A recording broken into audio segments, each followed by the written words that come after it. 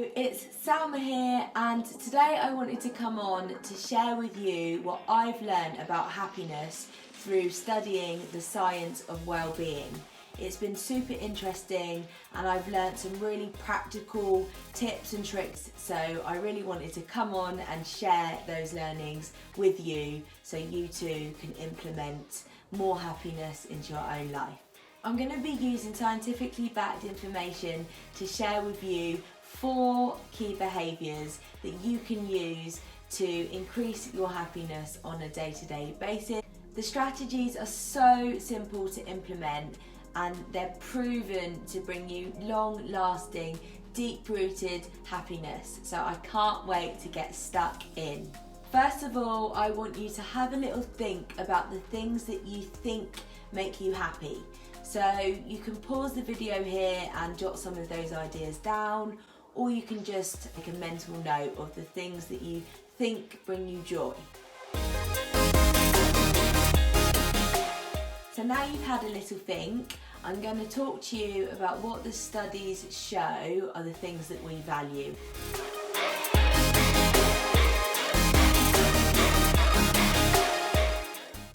So one is wanting a good job. You know, it's getting that dream job status. So whether that's a singer, whether that's a footballer, maybe it's that you would love to be the CEO of a business. It's really thinking that when I get that end goal of whatever job that might be, I will then be happy. Cool. Okay, so the next one is finding true love. Oh, hi. Who is it?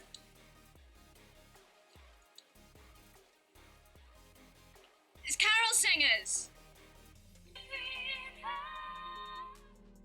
Ah, wouldn't it be great to find that perfect partner, to fall in love, to live happily ever after, to have the fairy tale. I'm pretty sure we've all been there. I know I certainly have. Thinking that perfect partner or that perfect person, once they walk into your life, everything will be fixed. I will be finally and truly happy.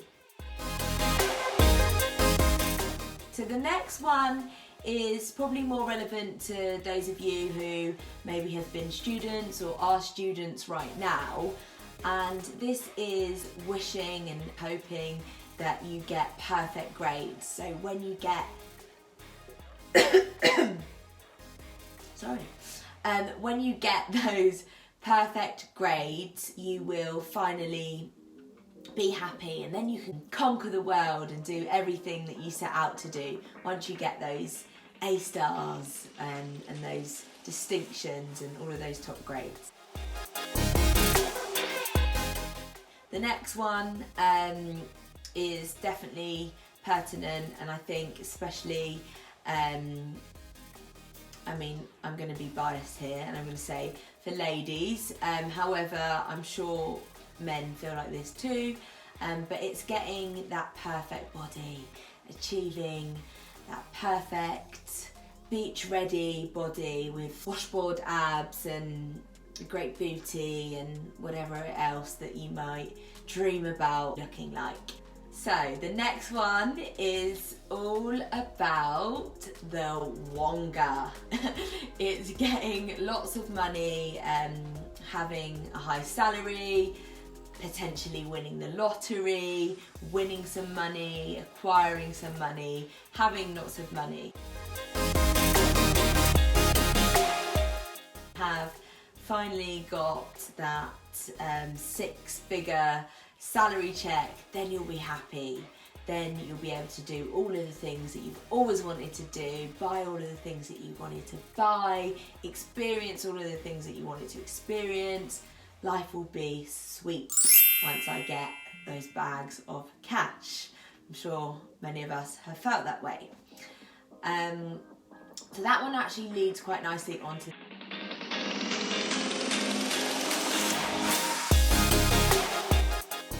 which is acquiring or having lots of amazing stuff. So that could be anything from a gorgeous, fast Ferrari, to a Rolex on your wrist, to that Dior handbag, to the perfect pair of running trainers, any stuff that you love. You'll notice about all of these goals is that they're external and they're driven by transient feelings that don't last very long, and they're physical conditions usually. To talk you through 4 really practical tools that you can use in your life to increase your happiness straight away. Basically, you can think of this as a bit of a toolkit. When you're feeling a bit down, rubbish, and you're not feeling at your happiest self, you can dig in and go, what are those 4 things that Salma spoke about again? Oh yeah, I need to do that. So I really hope that this gives you that toolkit that you can implement and use. So let's get to it. So this is where I want you to open your mind and get ready to release yourself from the shackles so that you can understand the things that really and truly make your cheeks lift and things that will bring you inner peace and long-lasting happiness. As I said before, I've broken these concepts down into 4 pillars so you can really easily implement them into your life, and hopefully so that you can remember them as well.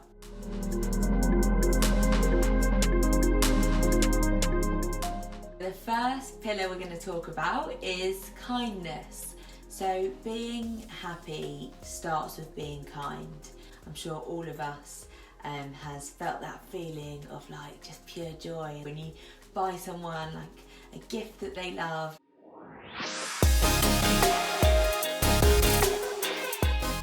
Or you write somebody a really thoughtful card, you help somebody out, you know, you go and you mow your nan's lawn or help your parents with a project that they're working on, whatever it might be. We feel that inner sense of happiness. There's a good equation that you can use to think about this. It's happiness equals acts of kindness squared. Okay? So I'll break that down. Basically, if you think in your head that I should be doing 3 acts of kindness a week, or I should be doing 5 acts of kindness a week, or 6 or 7, or however many you think is the right amount, you need to then square that, so times it by itself. So if it's 3, that ends up being 12, if it's 5, that ends up being 25. I think I'm doing my maths right, but yeah, you get the gist. You need to basically be tripling, quadrupling your acts of kindness. It doesn't have to be some grand act of self-sacrifice. It needs to be something that will put a smile on someone else's face, and that might be, you know, something really simple like holding the door open for somebody. It might be baking them a delicious cake. It could be calling a family member that you know is going through a bit of a tricky time and just giving them that time. It could even be, and this is a really nice one that I learned on the course actually, it's just sending a letter or a text or an email of gratitude to somebody that has really helped you at some stage in your life. It can be a bit weird and it can feel a bit strange, especially if it's somebody that you haven't spoke to in a long time, but it's always worth it. I must have heard the saying as a kid, love is something when you give it away. I think there was even a song about that. You can't experience love and happiness if you're not willing to give it out. So go and get spreading your light. I promise you, you're gonna feel so much happier for it.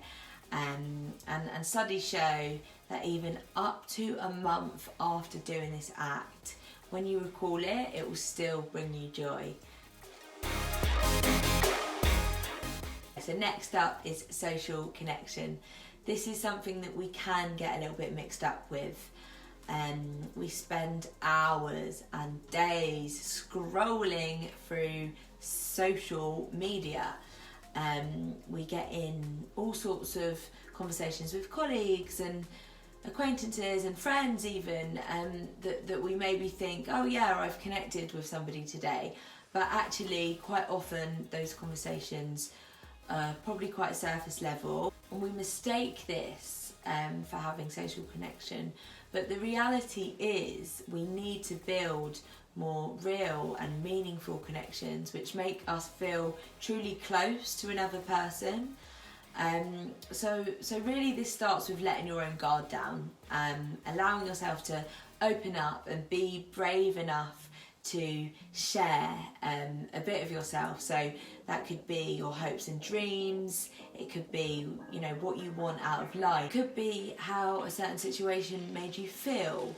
It really starts with letting your own guard down. So you need to allow yourself to open up and to be brave enough to maybe initiate those kinds of conversations, because quite often, you know, those are maybe a little bit more difficult conversations to start.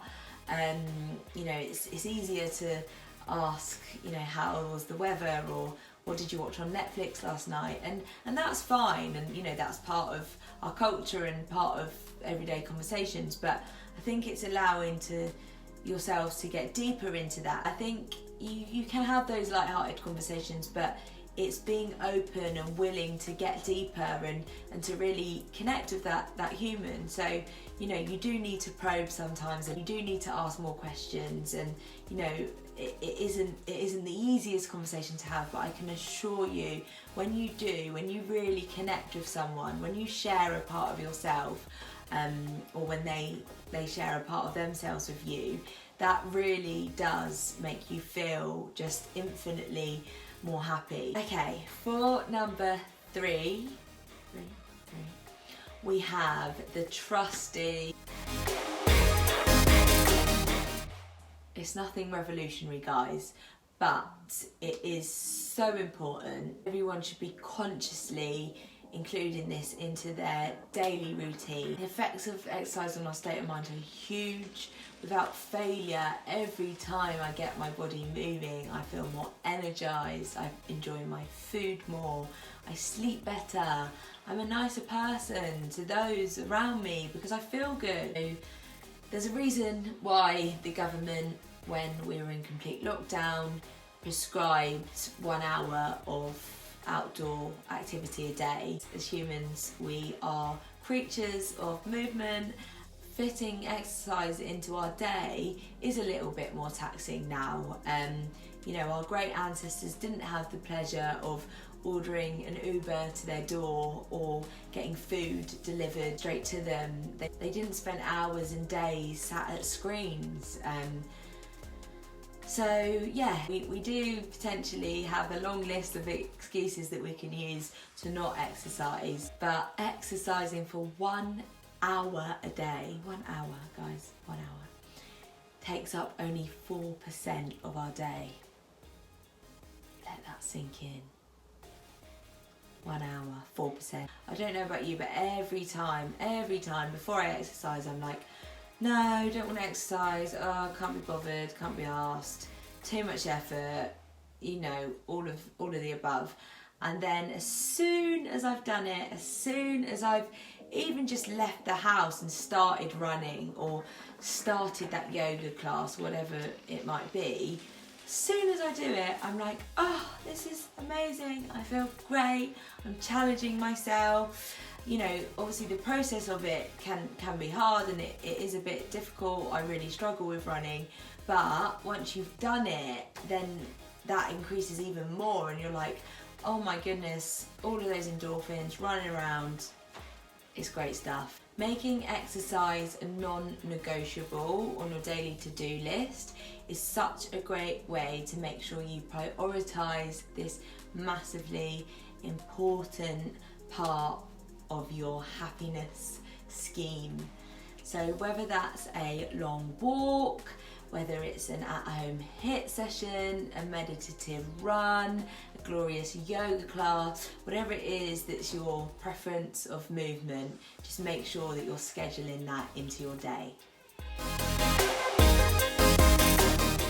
Okay, so far we've spoken about kindness, social connection and movement. So we've got one left, and before we get there, I just want to say thank you so much for sticking around. I really hope these things are going to help you, and I would love to hear from you if they do. But the fourth one is a really important one, and it's something that I think a lot of us neglect.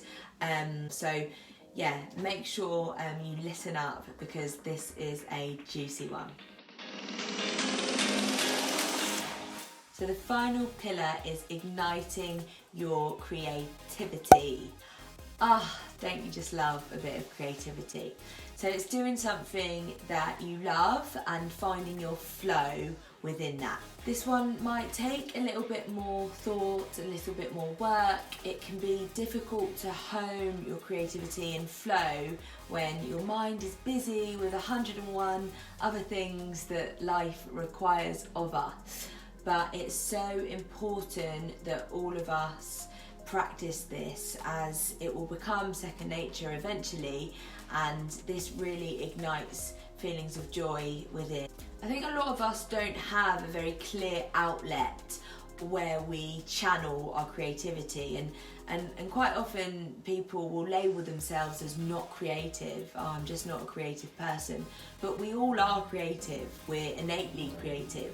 So it's just about finding the thing that makes you feel most creative, and actually then practicing that thing, that skill, over and over. What the studies say is that the more you practice the skill, the more creative you become, because when you're at a high level of skill, that's where you can actually start to be creative and to naturally ignite that flow within you. So for instance, this video is very new for me. I'm not used to speaking to a camera, especially not in this format. So for me, whilst I'm really enjoying the process and I'm learning a lot along the way on how to engage with a digital audience through a camera lens, which is so strange that I'm speaking to people right now, but I'm speaking to my camera. But because of that, because it's new to me, this doesn't feel particularly like I'm in a massive state of flow or creativity. I did some preparation work, I wrote a little bit of a script out. I didn't actually like the script too much when I read it, because I felt it didn't come across as authentic, so I'm winging it a bit today, so please do bear with me. But yeah, as I practice this and more as time goes on, this will become more of a creative outlet for me, because I'll be able to speak very freely and without much thought, and that's the true state of flow. It's being able to create something at a high level of skill without having to engage your brain too much.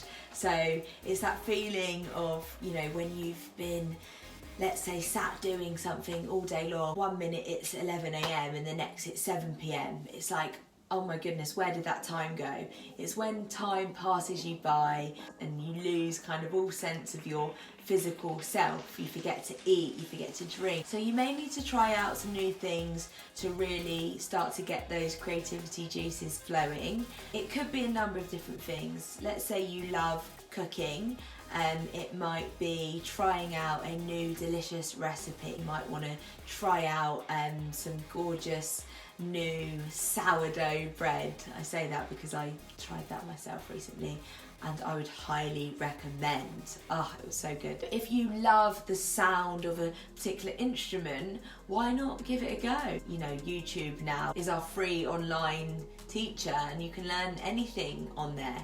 So the world really is your oyster when it comes to igniting your creativity and getting into that flow state. You just need to be willing and open to trying out some new things and just getting stuck in.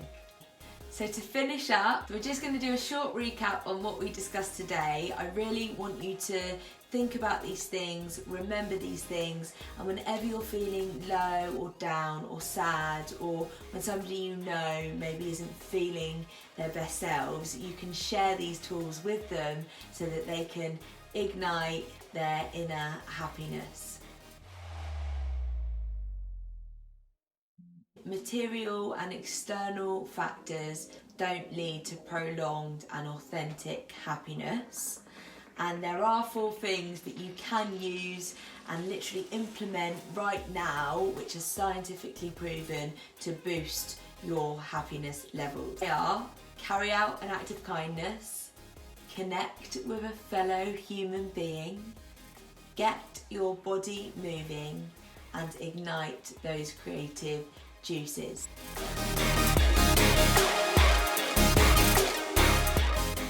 This you can think of as your little toolkit that you can go to whenever you're feeling down or sad or lacking energy in some way, and you can give one of them a go or all of them a go, and hopefully this will really transform the way you feel. Initially, implementing these activities may feel effortful, and that's natural. Don't beat yourself up for that. It's very normal that when you change your habits, when you change your mindset, it takes time and it takes practice. But know that by doing these things, you are on a sure path to increasing your happiness and bettering your life. I just want to say thank you so much for listening to me today. It is the first time that I've ever sort of done a long form kind of video format, so I would massively appreciate any feedback that you have.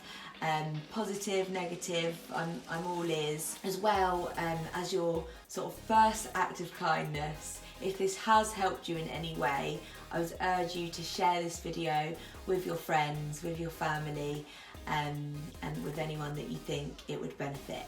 So please go ahead and give this video some love, share your thoughts in the comments, and if you do want to hear more of this kind of content, then make sure you're following Passion Project on Instagram, Facebook and YouTube. Wishing you all of the happiness in the world. Thank you. What I've learned from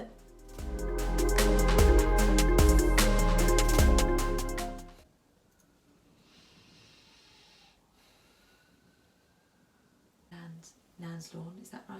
Yeah. Or you